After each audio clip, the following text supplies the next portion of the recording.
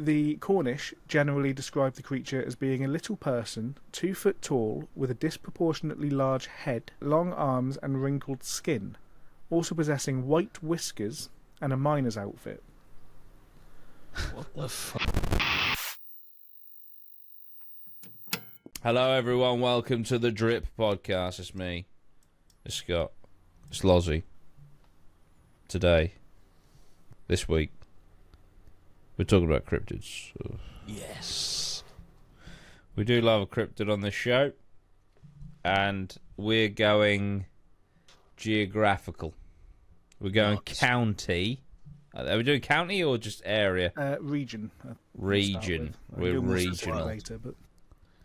We're regional now. Yeah? We're regional. And we're going to start in Scott's region.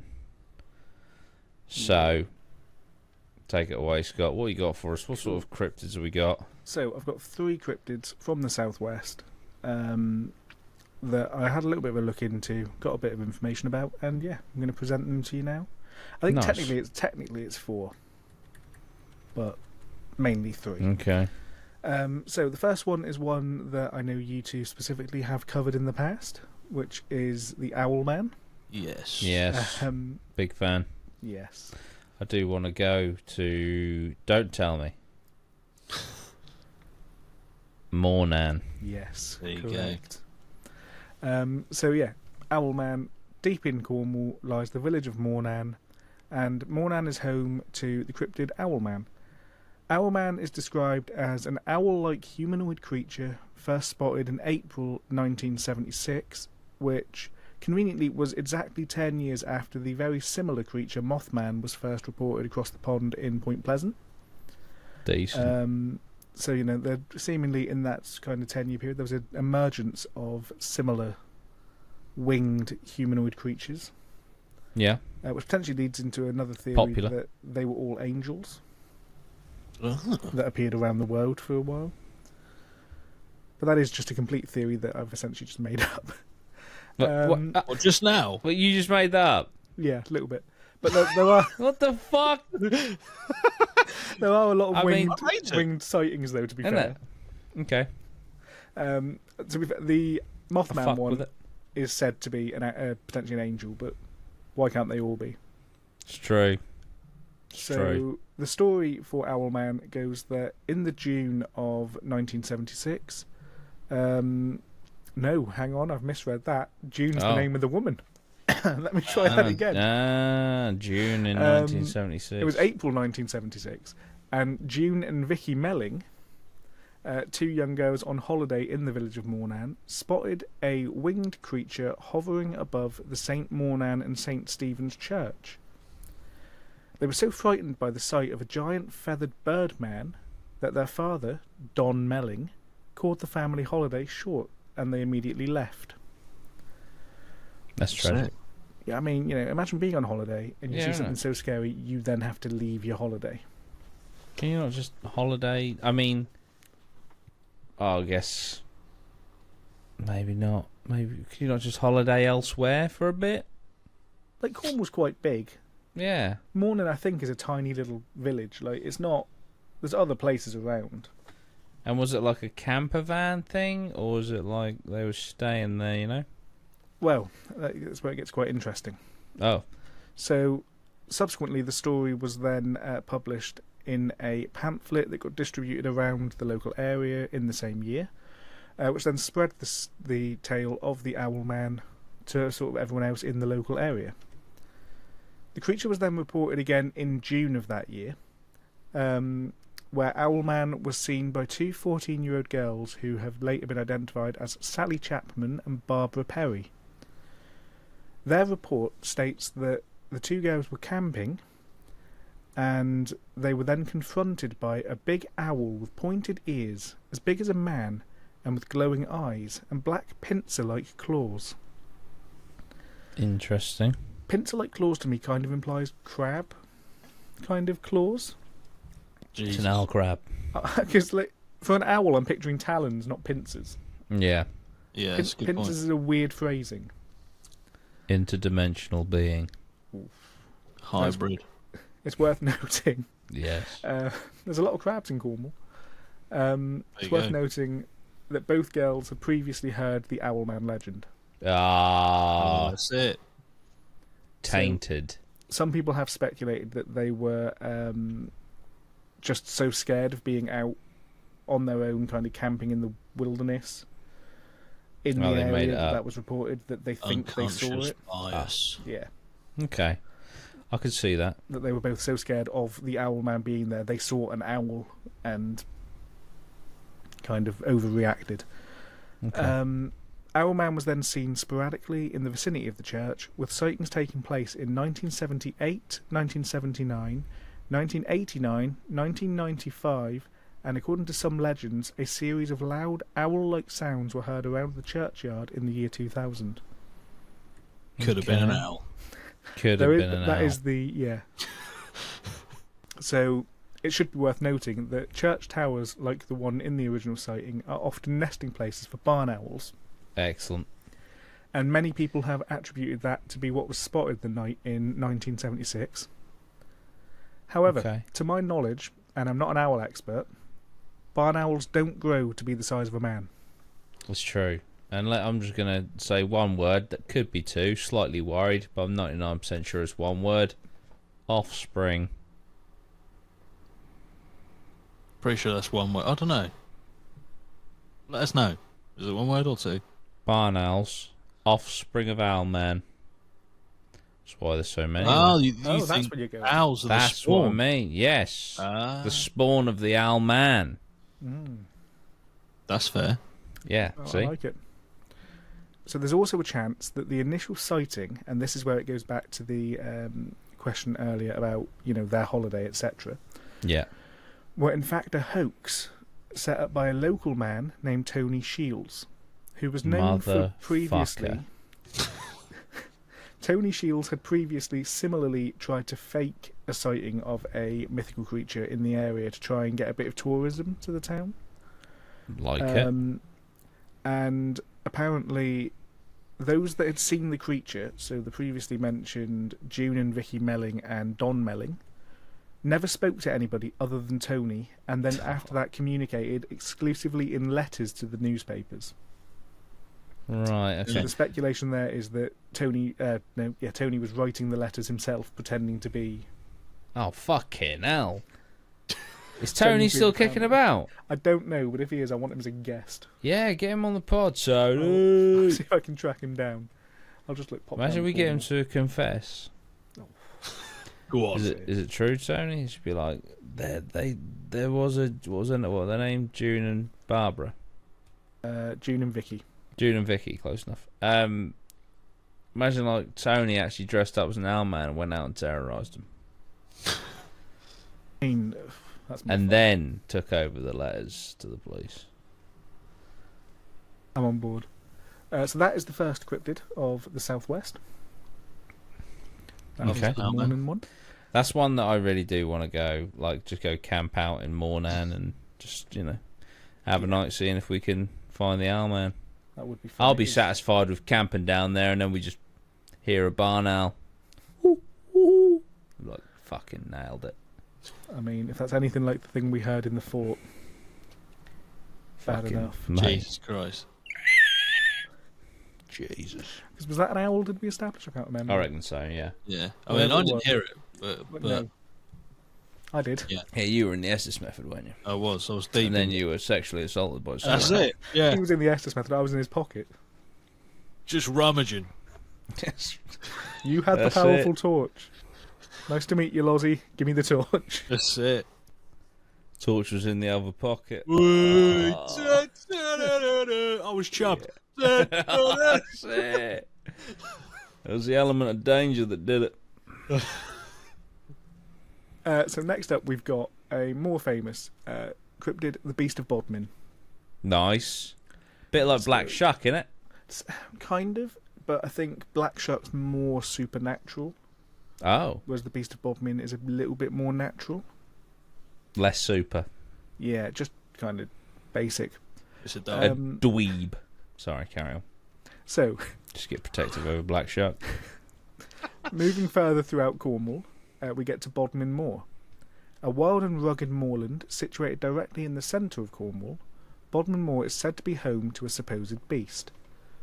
This creature, which within the cryptid world can be classed as either an ABC or a BBC. What's that? Proceed incredibly carefully, Scott. Does anyone want to take any guesses at what the acronyms could stand for? Right, repeat the question, please. So there's an ABC or a BBC. And what are these for? For the These are for the cryptid, which is the Beast of Bodmin Moor. Beast of... Is it the BBC? I'll take the bullet. Is the BBC a big black cat? Two of the words are correct. Cat is one of the correct ones. Big is the other. So I thought it is a black coloured cat. It is, no, but the BBC is more. So it's the classing. It's what they use as the classing for big the cryptids. beastly cat. Big British cat. Beautiful monocle, top hat, cup of tea and saucer. And the ABC is an alien big cat. Oh wow! But alien in this sense is used to mean Not an alien British cat. No, alien big cat. And that's used to mean alien as in not from its place of origin, not what it's meant to be. Okay, of course, yeah. But I always just quite like those acronyms because they get thrown around a lot. Well, not to tangent the fuck out of it, because this is also not in the southwest. Have you seen, and this is legitimate, that someone has released a load of lynxes into Scotland? Yeah. It's pretty crazy. Yeah, I mean, give it another 60, 70 years and that'll be the next lot. The ABL. The alien British lynx. So, depending on how you want to define the cats, they either are ABCs or BBCs. Okay. So, the Beast of Bodmin has been the subject of more than 60 reports since its initial sighting in 1978, and has even gone as far as to baffle police. Nice. So, one of the earliest sightings was a load of cattle mutilation. Standard.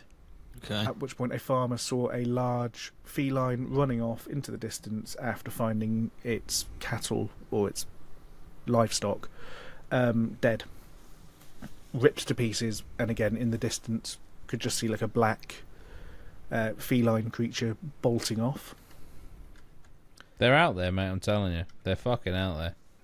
The creature, which is said to be large and cat-like, with jet black fur, sharp prominent teeth and yellowy white eyes, generally matches the description of either a panther or a puma. Yeah, I was going to say a puma. Yeah, I don't know what the difference between a panther and a puma is, but apparently there is. Just go and look at my short on the big cats in the UK. Mm-hmm. Fucking hell. All the zoology experts are in that fucking comment section. Passion. And generally the timings of sightings of these creatures have matched up with livestock mutilation in the area it was seen. Okay. And that's a very consistent thing throughout the 60 reports. Yeah. Some have even reported being chased by this scary cat-like creature. Okay. I'm just going to call it a cat. I don't know why I've put cat-like creature every time. And others have spotted it in the distance, far out in fields and stalking the moorland. There's quite a lot of photos online, but obviously, as with photos of every other cryptid, they're really blurry and hard to actually distinguish. It's Naturally. a lot of the time it seems to be people zoomed in all the way from like a car park into a field to see what is essentially just a black smudge moving. And it's kind of according to them, with their eye, they could see it was a big cat. The picture does not reflect that. The reports got so popular in 1995 that the government ordered an official investigation into the existence of the Beast of Bodmin, and there was a conclusion from the government that there was no evidence of a big cat on Bodmin Moor. The same report did, however, go on to also claim there was no evidence to the contrary, and that they found nothing to say that there couldn't be a big cat there. Right, okay. So waste. No evidence. Time. Yeah, no evidence there was. There's also no evidence there wasn't. So I took that as kind of meaning that, a cat could survive there. A big wild cat could survive there was essentially what I of course got from that. That's think the of all thing. Sheep. I believe that they could survive in the UK without a doubt. So therefore, it's possible. And if their numbers are, I know obviously this is the Beast of Bodmin, so it's like one. But if there is multiple big cats out there, Yeah. obviously they will multiply over time. But they'll probably still have a population so small that they could easily evade human observation. So, the Beast of Bodmin is said to be multiple creatures, multiple, of a set of them. Yeah. And that leads on to one of the theories. And the long-standing theory around the Beast of Bodmin centres around the release or escape of a big cat from private collections. Okay. One claim that is in the 1970s, Mary Chipperfield, a circus entertainer, released her collection of 3 pumas into the wild after the closure of Plymouth Zoo. Plymouth. Yeah, Plymouth Zoo. Oof. Plymouth Zoo, by the way, and I have made a note with this, is a zoo that allegedly gives Plymouth the ghost of an elephant. What? Wow. One of our parks in Plymouth, right next to our home park, has the ghost of an elephant apparently wandering around it. What happened to the elephant? It was killed when the zoo closed. Jesus. And in the late 1970s, which was around the same time as the first sighting of the Beast of Bodmin, it said this woman released her pet, or her 3 pumas, into the wild instead of giving them to Dartmoor Zoo, Okay. where they were then meant to go for private rehoming. Interesting. Instead I of, mean, like, it's entirely giving them viable. up, she let them go, and they just ran into the wilderness. I mean, as irresponsible as that is, it would be pretty fucking cool to do, wouldn't it? Let's be honest. Another theory It is would. that these animals were once pets, and they were released into the wild in 1976 when the UK introduced the Dangerous Wild Animals Act, which is an act they introduced that essentially stated that to own anything dangerous and wild, like an elephant or like a tiger or a puma, you had to have a license. Isn't it mental that before 1996 you didn't need a license to do 76. that? 76. Isn't it mad that before 76 you didn't need Yeah. a license to do that? Just having a tiger. Yeah. Theoretically, England won the World Cup and some bloke had a tiger in his living room. Yeah. Why not? Like, those two things happened at the same time, and that Yeah. just feels like As they fucking should. Bring it back. I might get us another World Cup. That's it. That's what we need. Others, of course, speculate that the creature that is roaming around on Bodmin Moor is instead a long-surviving species of wildcat that's thought to be extinct, that is actually still surviving in very small numbers on the moors. Okay. So something that just never died out. And Interesting. the final theory for the Beast of Bodmin is that it's instead a paranormal supernatural entity. Here we go.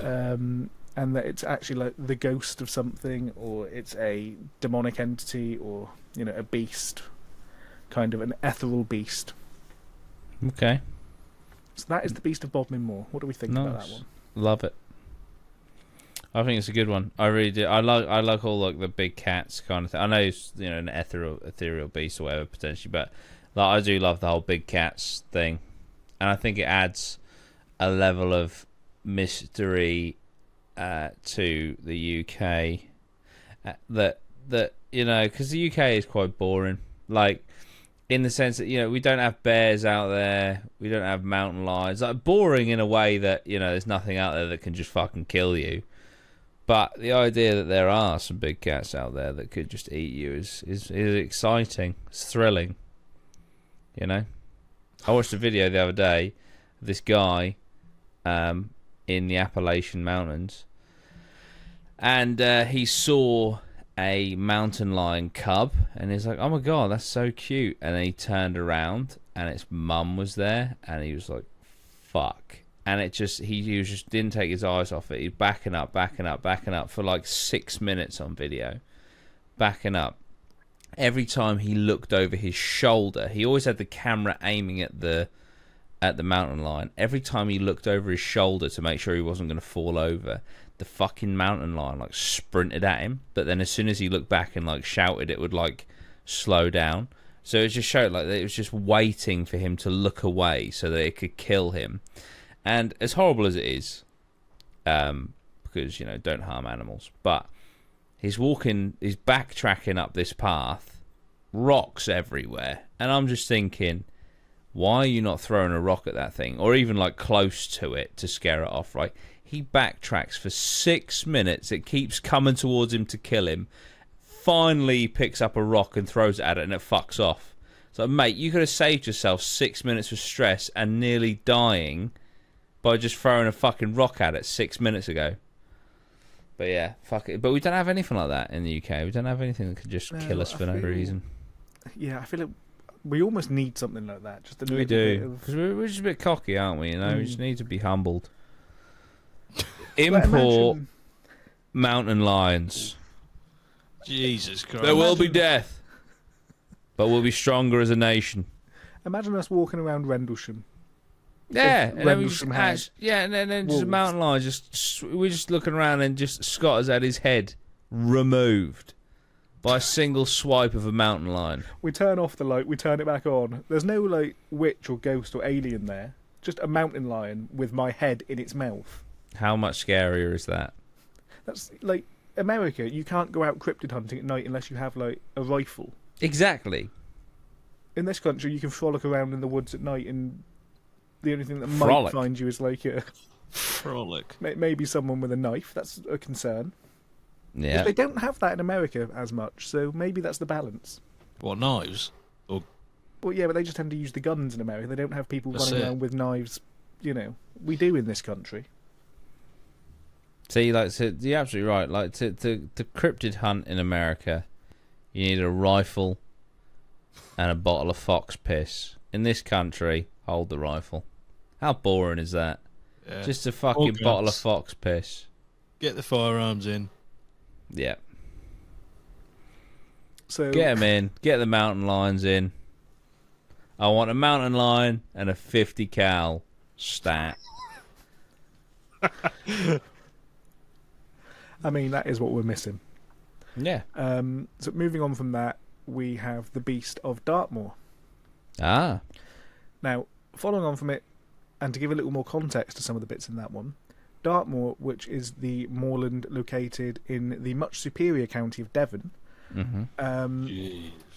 not that I'm biased, also has its own beast, which features a vast number of very similar sightings to the Beast of Bodmin, wherein many people sort of that live in and around the moor in the late 90s were subjected to cat-like predatory activity. From campers finding paw prints and in some cases claw marks around the tents, the slaughter of a number of farm animals, and a number of photographs and sightings of the creature prowling the moor. Imagine you're camping, and you wake up the next morning, and in one of the ones I read, somebody had had the outer layer of their tent ripped open by claw marks. That's awful. What do you do when you wake up the next day? Isn't it? That's a lazy cat. Leave and never come back, probably. That is pretty much the only option. Yeah, 100%. Again, these beasts are also often attributed to Mary Chippenfield, the woman from the zoo, or from the closure of the zoo, who let her animals free into the wilderness. Mm-hmm. The owner of Dartmoor Zoo, Ben Mee, who was played by Matt Damon in the movie about Dartmoor Zoo, We Bought a Zoo. Okay, yeah. Don't know if you've seen the movie. I haven't. I haven't, but I know of it. Yeah, I've seen Yeah. the trailer. I think Scarlett Johansson was in it as well. He They claimed, play British people. Yeah, he plays an Australian, I think. Oh. But he plays the Australian who bought Dartmoor Zoo kind of on a whim, Oh, cool. because he just had some money and there was a zoo for sale. Yeah. He claimed in Fair play. 2016 that pumas actively roamed the moor. I don't know what he was basing this information on. But yeah, he thinks that they are roaming the moor. And he does own a zoo, so he is technically an expert. That's very true. I have someone at the door. Please continue. Okay. However, on Dartmoor, sightings of the beasts seem to come to a much more dramatic end in 2010. And in 2010, Dartmoor was subjected to some really harsh winters. And the speculation is that literally up until 2010, there were sightings kind of every year. Since 2010, up until about 2019, there were like 3 sightings. Oh, so what the basic saying is that they think the numbers are dwindling because of the bad Numbers weather. seem to have massively dwindled because of the cold, harsh weather. Okay. With some speculating that the creatures may have just perished entirely. But Jesus. it doesn't seem to be the case because there have since then been... There have been sightings, but again, nowhere near as frequent as they were previous. So it could be that the cats that were... I don't know what the kind of life expectancy of a puma is. But theoretically, if they were released in the 70s, they could still be kicking around. And I don't know why, but I imagine 12 to 13 years. Yeah, I was going to say same sort of life as a house cat. Yeah. I mean, again, if they're breeding... Can live up to 18. Okay. Yeah, I mean, if they're breeding, obviously, which they would need to survive that long. Yeah. But yeah, that is kind of where we're at with those. It's also worth noting that Dartmoor has an alleged hellhound. Oh, there we go. Which Shout is out Black Shark. very similar to the Black Shark and is summoned, but that seems more folklore based. And I couldn't find any sort of specific details about it other than that it had one. Okay. And generally, yeah, I'm not overly confident on it existing. But again, most places seem to have a hellhound, and most of them seem to be copied from the Black Shark. We've got the OG over in Norfolk. So that is the range of beasts. Nice, that's brilliant. And Thank you very much. I've got one more. Oh, This one's fun. okay. This one is the Knocker. Right. Sorry? The Knocker is a folklore creature that comes from both Devon and Cornish myth. To be honest, I was looking for the southwest. I could only find Devon and Cornwall. Like, the rest of it doesn't seem to have a lot of cryptids. There's a lot of ghosts and things the further up you get in the southwest, but Devon and Cornwall are the two for cryptids specifically. This is going to sound awful. Mm-hmm. I thought the southwest consisted of Devon and Cornwall. What else is down there? Somerset, Somerset is down there, is it? Dorset, Bristol. Right. No, I mean like because Bristol's like on the corner, innit, with Wales. I thought you meant like your little snaky bit. Well, that's the entire bit that's counted as the southwest, apparently. By the way, I wasn't calling the southwest snaky. I just mean it's like the tail of England. Yeah, like that little snaky bit down there. Like little snakes. So I think, from what I can tell, I don't know if you guys can see my map here, but no, you cut off. But the video viewers will. It's how this program records is really weird. We don't see what you are seeing right now. Is the southwest. Okay. Which, yeah, but most of it is Devon and Cornwall based for cryptids. So Nice. the Love Knocker, Cornwall. closely related to the leprechaun, Right. is classed as either a fairy or a sprite, Okay. Nice. and is also sometimes known as the Knacker or the Right. Tommy Knocker. Okay. That does ring a bell. Yeah, the Tommy Knocker specifically sounds familiar. The Cornish generally describe the creature as being a little person, 2 foot tall, with a disproportionately large head, long arms and wrinkled skin, also possessing white whiskers and a miner's outfit. What the fuck? Sorry, the outfit of a pickaxe miner or a child? A pickaxe miner. Right. Okay. Okay. Just had to verify. Old Cornish miners believed that the knockers were omens, leading them towards veins of tin found deeper within the mines. Ah. And that hearing the knockers knock on the mines would be a way of directing them there. Is that not... Oh, I hear a knock. I think we should go this way. Does that not imply that the mine shaft is collapsing? No, Well, absolutely not. So, knockers are also alleged to knock on the walls of mines to warn the miners of the impending collapse. That makes more sense. And I've also written here that the knocking sound is more than likely just the walls of the mine collapsing, Yeah. as you rightly pointed out. Not Just good. some bloke who's had a bit too much drink. There's a little fella down there knocking on the wall. Yeah, let's go down there. There's And- lots of iron. And then it collapses. Yeah. The creatures are also said to potentially be tricksters, often blowing out the candles that are being used to light the mines, Jesus Christ, that's evil. and also potentially stealing or hiding the tools from the miners as they try and do their jobs. Excellent. One interpretation of the knocker is that they're the spirits that are believed to be the ghosts of miners who previously worked and died in the mines in the 11th century, Wow. and that potentially any other spirits that die within the mine become knockers, and that kind of becomes their, their spiritual. When they die, that's what happens to them. Is Yeah. they carry on in the mines as kind of sprites of the mines, Okay. coming back to help prevent others from falling to the same fate they did of dying within the mine. Well, that's nicer. In an attempt to show appreciation for the knockers, miners in Cornwall used to cast the ends of their pasties into the mines for the knockers to eat. That's so Cornish, man. So they get to, the little nub at the end of their pasty and just... That's it. That's beautiful, man. And with the increase in Cornish and their migration, pasties, man. in the early 1800s, there was an increase in immigration to the United States, and the tale of the knocker went with them. So now knockers are found throughout the mining towns of America, and in a lot of mining towns there are stories of knockers, but over there they are generally seen as being a bit more malevolent and spiritual, Okay. and less so kind of pixie-ish and more playful as they are in this country potentially. Right. Okay. That's And that really cool. is it. That's what I've great. got for you for Southwest Cryptids. Nice. Yeah, no, that's brilliant. Thank you very much. I appreciate it. Where are we going next, I haven't decided yet, but if anyone in the comments Yeah. would like to suggest their place, Yeah, what is your region? And we'll go there.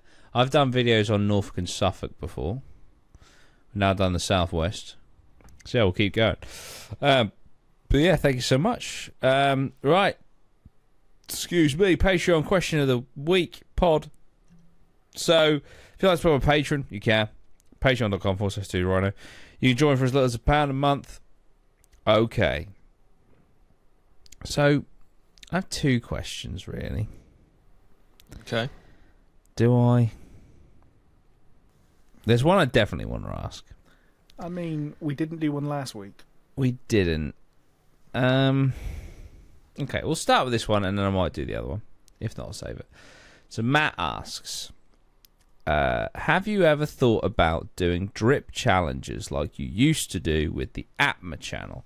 So that's had me thinking. So obviously, for those that don't know, with Atma, we did like challenge videos, which were just like there were lots of fun. We had like a penalty shootout. We had we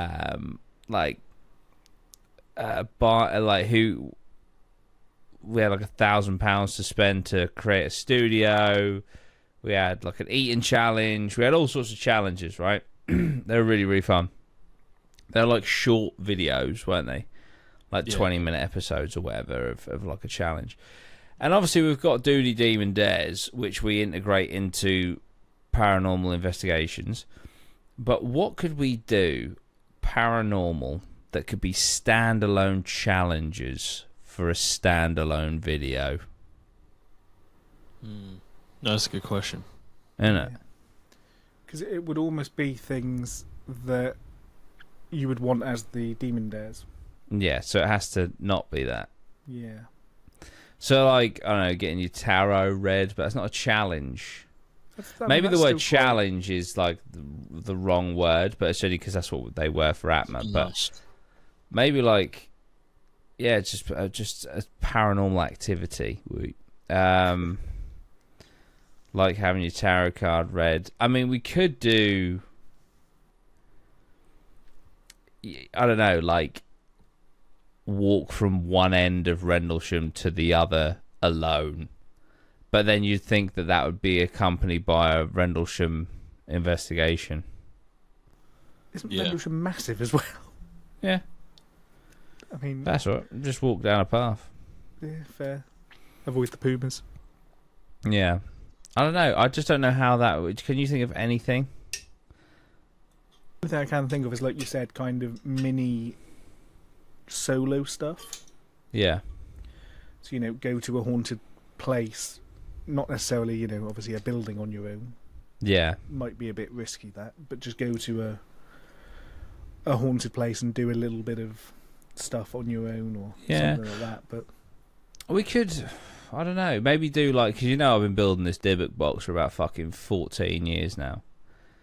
Maybe we could all like find, gather, create or purchase a little haunted object, and then as a video we create a Dybbuk box or something like that.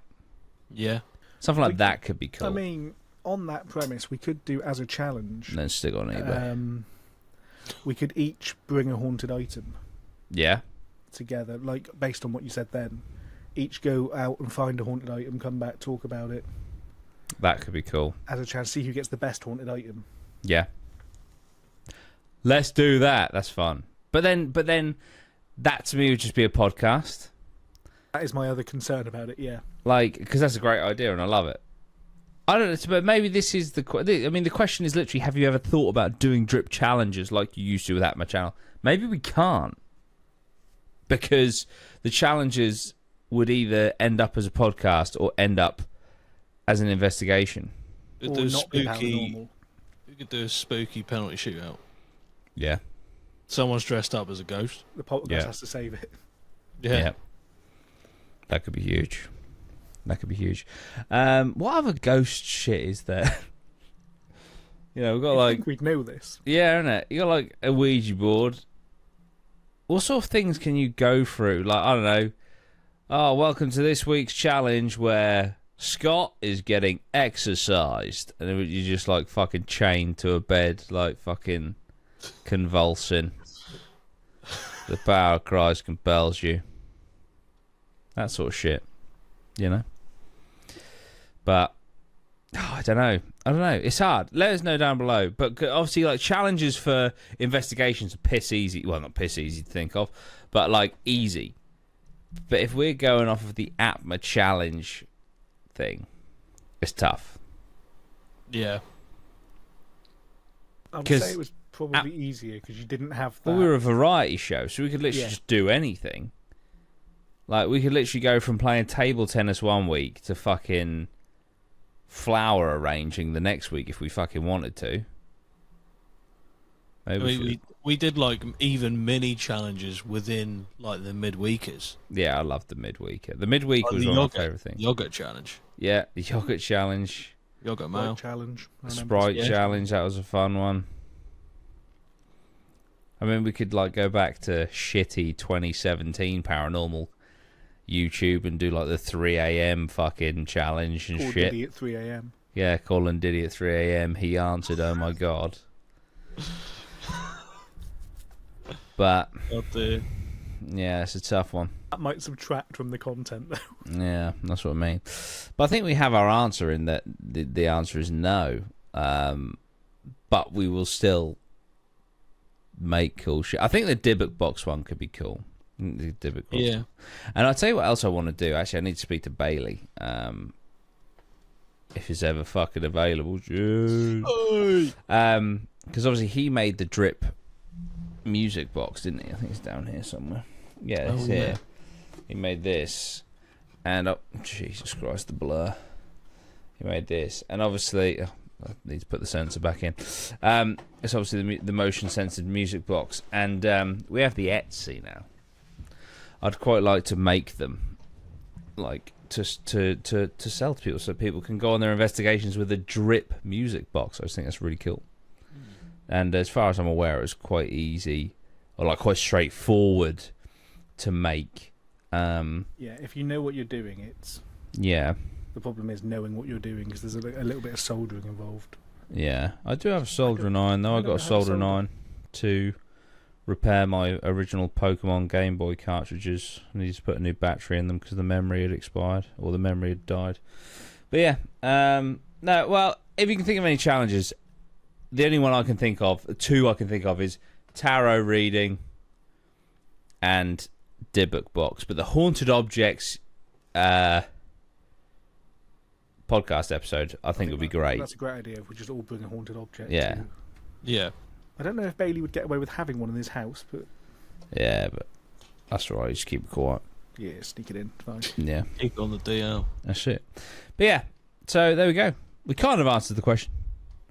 So appreciate the question. Appreciate Scott. Thank you for creating this episode. And yeah, we're going to leave it there.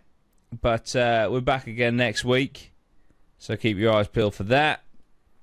And yeah, we will see you very, very soon. Thank you so much.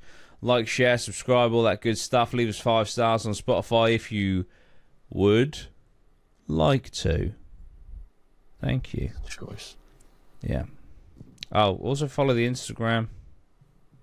Oh, yeah. Drip Paranormal. Check out the Etsy, Drip Paranormal. Sweet. See you later, guys. Bye-bye. Drippity drop, drip drop out.